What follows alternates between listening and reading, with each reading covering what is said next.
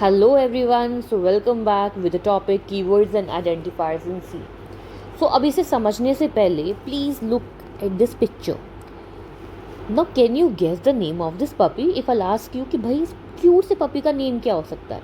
So I have given a few examples over here. You can say Bruno, you can say Tom. If I say can I keep a name Spoon of this puppy? You'll say how can you keep this name Spoon? आप कैसे रख सकते हो? Spoon का मतलब तो होता है जिससे हम ईट करते हैं अपना फूड। तो मतलब इस वाले स्पून का जो नेम है इसका मतलब आपको पहले से पता है, तो हम इसका नेम क्यों रखेंगे इस पपी का? अगर मैं बोलूँ चेयर तो यूल से कि चेयर का मतलब तो होता है कि जिसमें हम बैठते हैं, दैट इज़ चेयर, तो आप इसका नेम चेयर क्यों रखोगे? सो दीज टू नेम्स जो पहले से ही इनका मीनिंग डिफाइंड है, हमें बचपन से पता है कि स्पून का मतलब क्या होता है, चेयर का मतलब क्या होता है, कि जिसका मतलब पहले से डिफाइंड है, हम इस पपी का इतने क्यूट से पपी का नेम नहीं रख सकते।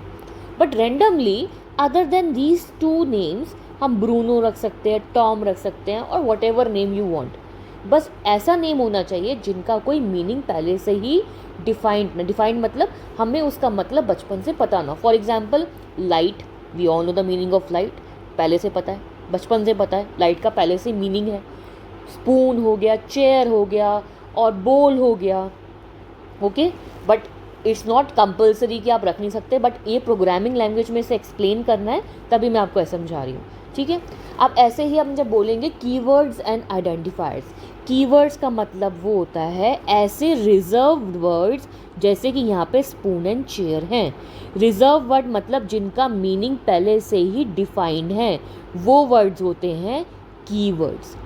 और जो रेंडमली हम रख सकते हैं अदर देन दीज कीवर्ड्स, उसको हम बोलते हैं आइडेंटिफायर्स, ठीक है। Again I am telling you, ऐसे वर्ड्स जिनका पहले से मीनिंग डिफाइंड है, हमें पता है कि उसका मतलब क्या है, उसे हम बोलेंगे keywords. Other than keywords random कोई भी वर्ड्स, उसे हम बोलते हैं आइडेंटिफायर्स। अब सी प्रोग्रामिंग में अगर हम देखें, ये एग्जाम्पल ओवर हियर आप देखोगे इंट मेन, इसके अंदर क्या है, इंट a इक्वल टू 10। आपको मैंने वेरिएबल टॉपिक भी समझाया हुआ है, तो अगर हम ध्यान से देखें 10 क्या है, एक नंबर है और किसको असाइंड है, a नाम के वेरिएबल को है। अब जो ये वेरिएबल a लिखा है, क्या मैं इस 10 को a नाम दे सकती हूँ, a भी दे सकती हूँ, कोई भी नेम दे सकते हैं। मतलब random variable name can be given to this value, ठीक है।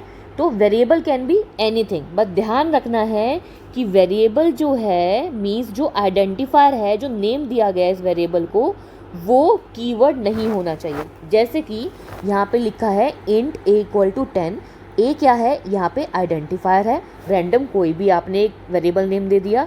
इंट क्या है, इंट है इंटीजर टाइप, ये बोलता है कि a जिसमें 10 वैल्यू असाइंड है कैसी होनी चाहिए, इंटीजर होनी चाहिए।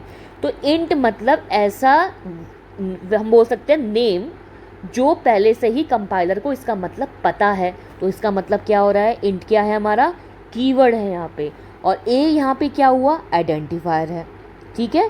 तो अगर मैं आपको बोलूँ इंट पहले से ही कंपाइलर को इसका मतलब पता है, और मैं बोल रही हूँ भाई मेरे को वेरिएबल नेम में इंट रखना है और इसमें वैल्यू देनी है 10, तो भाई इसका मतलब रॉन्ग हो जाएगा, क्योंकि कंपाइलर को तो पता है इंट मतलब इंटीजर, तो आपने वेरिएबल नेम कैसे दे दिया इंट। तो this is a keyword, keyword को आइडेंटिफायर से मिक्स नहीं करना। आइडेंटिफायर ऐसा वेरिएबल नेम ले लो जो कीवर्ड ना हो। मतलब मैं यहाँ पे int a b equal to 10 लिख सकती हूँ, वाई, इंट का मतलब कीवर्ड है जो कंपाइलर को पहले से पता है, a b का मतलब आइडेंटिफायर है, मतलब random any variable name can be given but that should not be a keyword. Understood now? Keyword ऐसे वर्ड्स हैं, जैसे मैंने एग्जांपल बताया, कि जिनका मीनिंग पहले से डिफाइंड है। अगर हम प्रोग्रामिंग लैंग्वेज में बात करें कि ऐसे वर्ड्स जो कंपाइलर को पहले से पता होने हम बोलते हैं keywords. Other than keywords any random variable name can be your identifiers. So that's about it. तो this topic has been completed. Hope आपको समझ आया हो। Thank you very much.